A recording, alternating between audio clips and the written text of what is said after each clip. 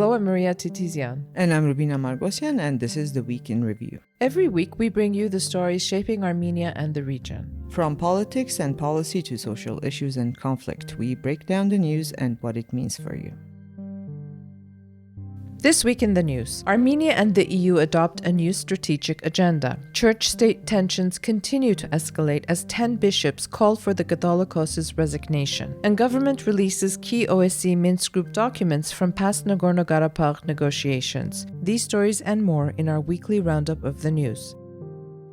This week, Armenia and the European Union adopted a new strategic agenda in Brussels, marking a significant step towards a deeper and more comprehensive relationship. Armenia's Foreign Minister Arat Mirzoyan described the new agenda as elevating our partnership agenda to a strategic level. He added, "This is absolutely not the end of our ambition. The new agenda will expand EU-Armenia cooperation across governance reforms, human rights, economic development, digitization, energy security, trade, security and defense, with a strong emphasis on improving connectivity through initiatives like Global Gateway and Armenia's Crossroads of Peace initiative." The EU also pledged 50 million euros to support Armenia's resilience, fund demining, confidence-building measures, and efforts to counter foreign interference ahead of next year's elections. EU's Enlargement Commissioner Catholicos noted that the EU also plans to provide tools to counter disinformation campaigns, which she said are ongoing and intensifying. This package mirrors the assistance the EU has provided to Moldova, which Armenia has also expressed interest in. Kos also announced that the EU will invest 500 million euros, together with the German Development Bank, KfW, in the project called Caucasus Transmission Network to connect Armenian and Georgian power grids, to start work on Armenia-Turkey grid interconnection with the aim to reduce energy dependence on Russia. Kos framed TRIP as a small but strategic component of the broader connectivity corridor linking Central Asia to Europe. She said it's only 42 kilometers, but what matters is ensuring that connections to the east and west advance in parallel. She also revealed that the EU is discussing the creation of a quadrilateral format with Armenia, Azerbaijan, Turkey, and the EU to coordinate how TRIP will link to wider regional routes in both directions. While responding to the development, Russian Foreign Ministry spokesperson Maria Zakharova said that the European Union is trying by any means to harm our traditionally mutually beneficial partnership in sectors key to the Armenian economy, including energy. She went on to suggest that it, quote, once again proves that Brussels' sole objective in its interaction with Yerevan is only to damage Armenia's relations with Russia. Armenia's Foreign Ministry announced that Yerevan will host the first ever Armenia-EU summit on May 5, 2026, bringing European Council President Antonio Costa, European Commission President Ursula von der Leyen, and other top EU officials to the capital. The summit will come just one day after Yerevan hosts another major event, the 8th Summit of the European Political Community. The forum, launched in 2022 by French President Emmanuel Macron, that brings together leaders from both EU and non-EU European states. Well, another high-ranking cleric was arrested this week. Archbishop Arshak Khachaturian, chief of staff of the Mother See, has been detained for 2 months. His lawyer says he is accused of orchestrating the planting of narcotics in the backpack of a protester during anti-Catholicos demonstrations in 2018, an allegation the church denies. And just to go back a little bit, late Friday evening of last week, a group of 10 senior bishops publicly called for Catholicos Karakin II's resignation. They urged him to step down, quote, for the sake of the church and the nation, accusing him of autocratic leadership, arbitrary decision-making, and allowing clergy to engage in Armenia's domestic politics. The bishops said his governance has alienated diaspora communities and described the current direction of the Mother See as uncanonical and destructive. 2 other senior bishops, Mikhail Ajabayan and Bagrat Kalastanyan, who are detained. Well, Ajabayan has been convicted and is now serving time, and Bagrat Kalastanyan is, detained on various charges, called for the immediate suspension of the bishops, demanding Karakin's resignation, labeling their actions as treacherous betrayal. Following these developments, 27 bishops issued a statement pledging their, quote, unconditional loyalty to the Catholicos and rejecting any political interference in the internal affairs of the church. One of the bishops seeking Garagin's ouster, Gevorg Saroyan of Masyadzoden, claimed authorities had provided him with documents suggesting that the Catholicos is a foreign agent. Another, Archbishop Vazgen Mirzakhanian of the Baltic Diocese, alleged that foreign actors, not Echmiadzin, are influencing the church's leadership. Prime Minister Nikol Pashinyan, who has been escalating his rhetoric against Karakin II, strongly hinted in parliament that the Catholicos is working with Russian intelligence. He said Armenia needs a religious leader, quote, who will not submit to a senior lieutenant of a foreign special service. Speaking to reporters, he went further, describing Garakin as a threat to national security. Tensions spilled into public worship on Sunday when Pashinyan attended Divine Liturgy at St. Sarkis Church, led by Archbishop Navasart Gochoyan, one of the bishops, calling for Garagin's resignation, and quite a infamous bishop himself, who's known as the Bentley Bishop, actually. And also present was Narek Garabedyan, the nephew of jailed Russian-Armenian billionaire Samvel Garabedyan, who vowed to, quote, defend the church from the government. Garabedyan claims to be a long-time and regular churchgoer, and I don't know. And then during that service, that mass, actually, police detained an opposition activist who shouted out the Catholicos' name during the service because there were accusations that some of the clergy who were during mass weren't saying the name of the Catholicos, which is part of their service, apparently. So it's a bit of a mess.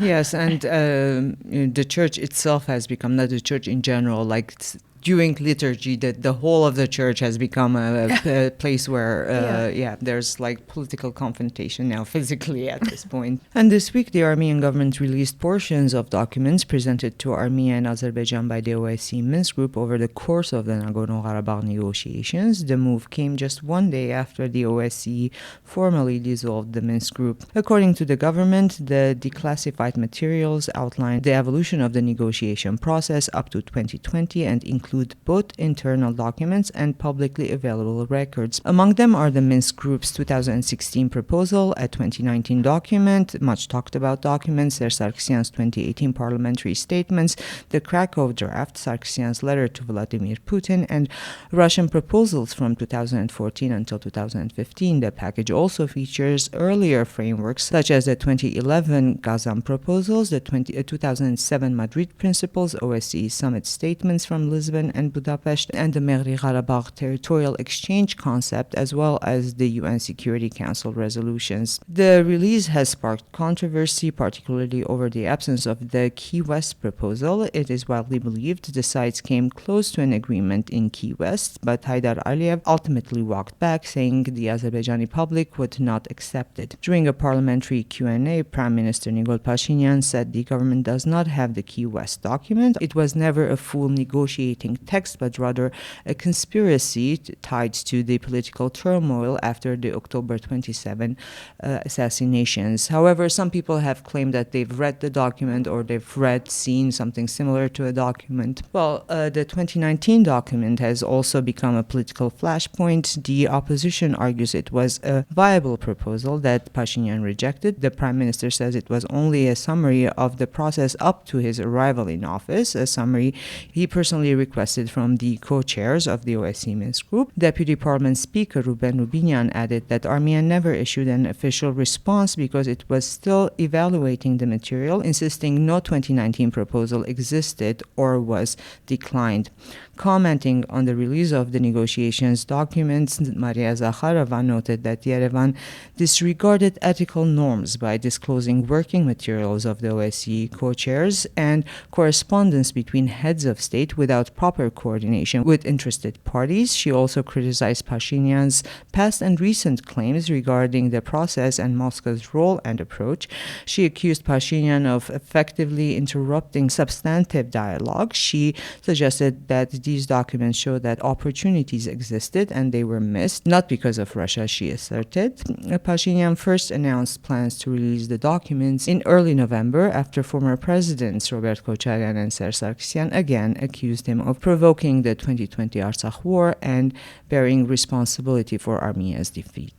The border commissions of Armenia and Azerbaijan held their 12th round of talks on November 28 in the Azerbaijani city of Gabala. During the meeting, the sides reiterated their January 16 agreement to begin comprehensive delimitation from the northernmost point where the borders of Armenia, Azerbaijan, and Georgia meet, and to move southward toward the Armenia-Azerbaijan-Iran border.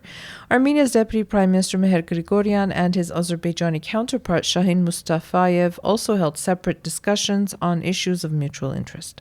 Following the Washington Accords, Armenian officials had indicated that the next phase of demarcation was expected to take place in Syunik, where the trip route is planned to pass. However, this was not the discussion, and it's interesting to see when it will actually even begin, because it's been stalled for a while now.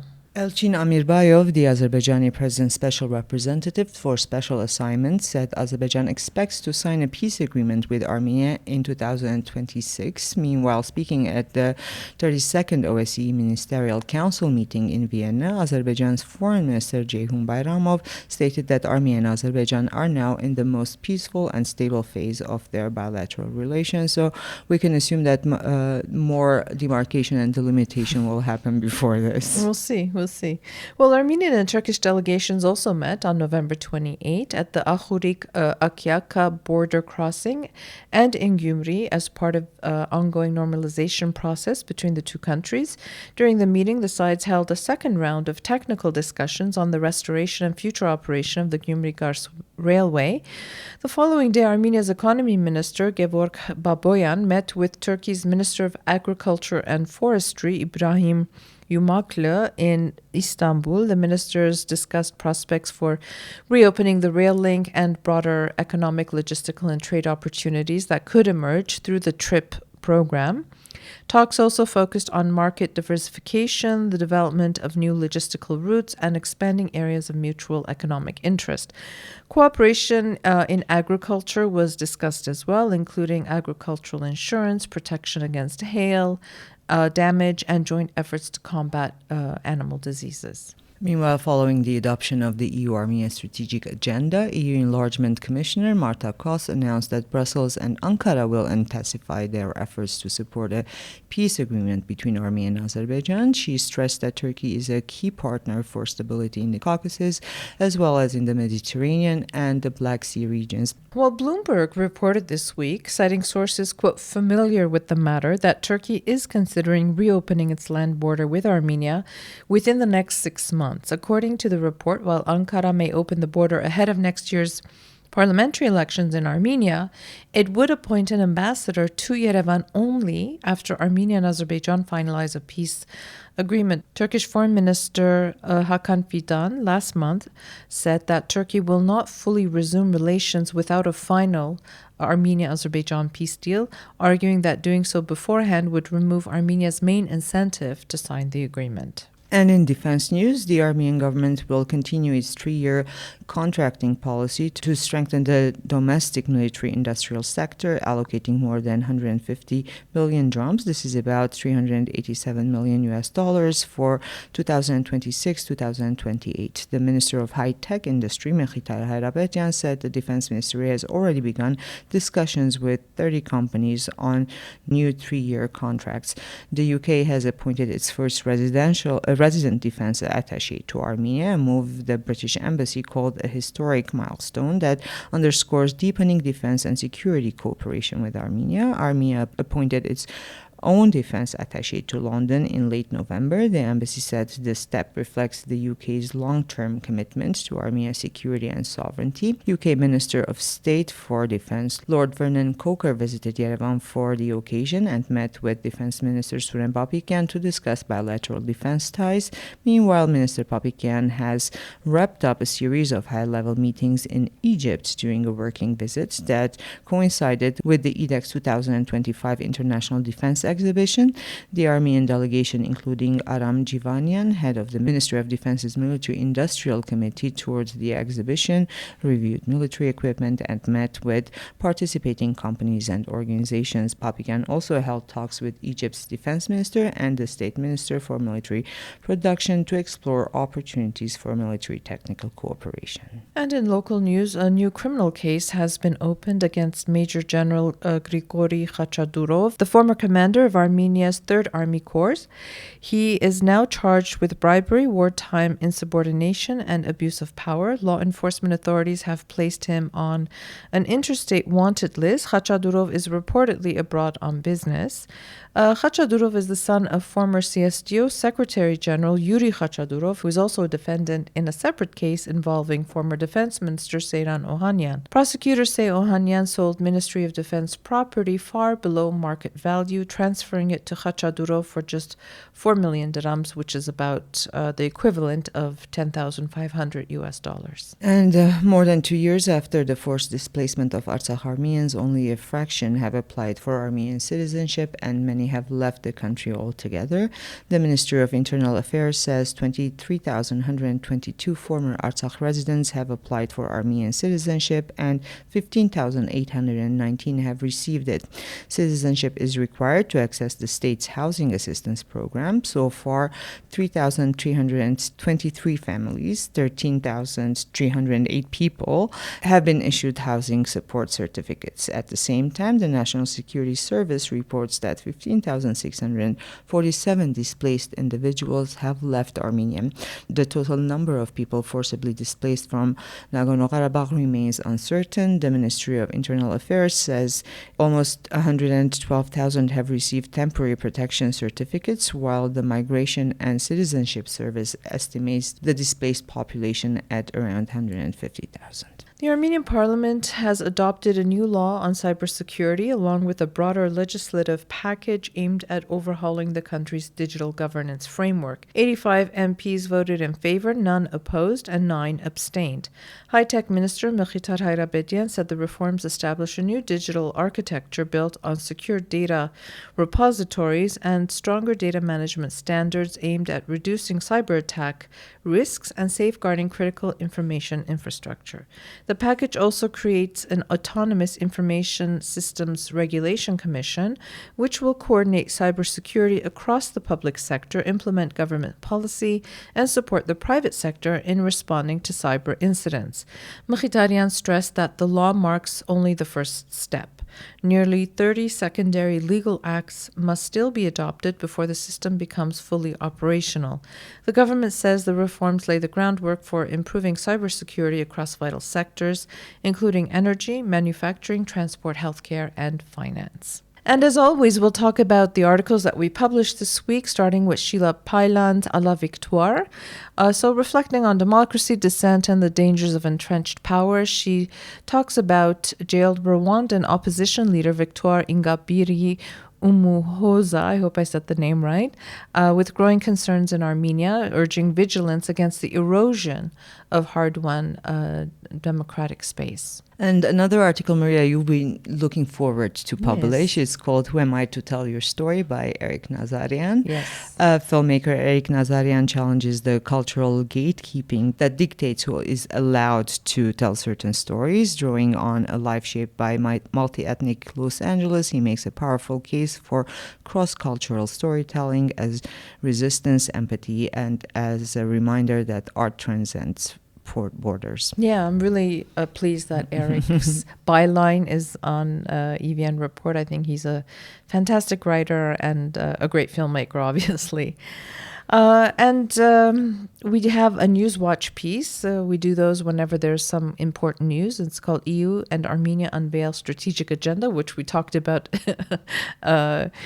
just now, and it's about the new strategic agenda that was signed in Brussels, and it builds upon SIPA, elevating the partnership to a strategic level and deepens cooperation on governance, security, connectivity, economic reform. Well, we did have another column by Maria Kungo. It's called Khashkhash and Kella.